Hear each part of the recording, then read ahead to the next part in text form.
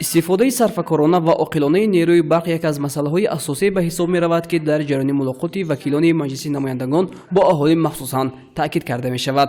از جمله ضمن چنین ملاقات‌ها با فعالان و ساکنان شهر خوجند از طرف وکیلان تاکید گشت که برای خوب پس سر نمودن فصل سرما که امسال در مقایسه با سال‌های قبلی سرتر خواهد بود، صرفه‌کارانه استفاده بردن نیروی برق اهمیت خاص دارد. وابسته به مسئله استفاده صرفه‌کارانه نیروی برق در حدود شهر خوجند گروه‌های کاری منتظم کاربری نموده ایستادند.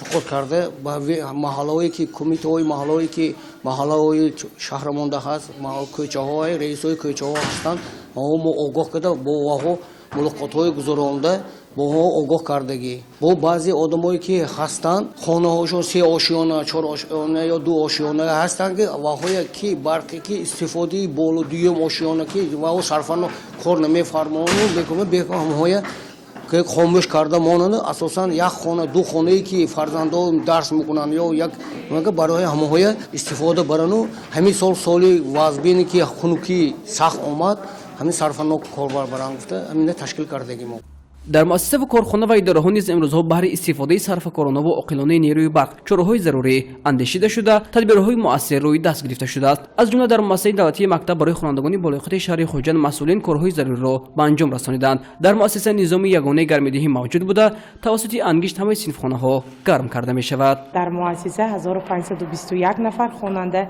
تحصیل می‌نمایند.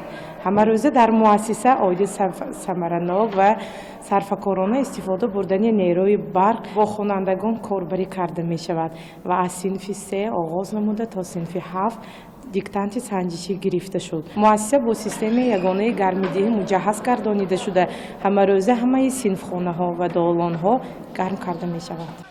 در مؤسسه تعلیمی فعالیت نظام یگانه گرم‌دهی توسط انگشت امکان می‌دهد که نیروی برق صرفه‌کارانه استفاده برده شود. برای خوب پس سر نمودن فصل سرما مقداری ضروری انگشت و هیزم ذخیره کرده شده، سریع وقت صنفخانه‌های تعلیمی با گرمی فرا گرفته می‌شود.